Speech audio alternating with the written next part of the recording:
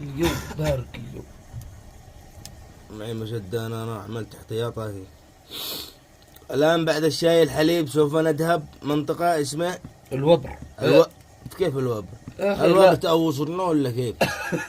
كيف دخل المنطقة بالوبر؟ يا أخي اسمها الحبول. دروا الأخ سلطان، يعني بلا صبوح. والمهم بنروح منطقة بعد الحبول. الحبول. شاهدوا فين المكان هذا، شاهدوا باقي معانا مسافة 2 كيلو إن شاء الله بنوصل بالراحة. يعني الآن بنتحرك. لا هذا المكان. لا هذا المكان، وبعدين نشوف المقاطع الأخرى.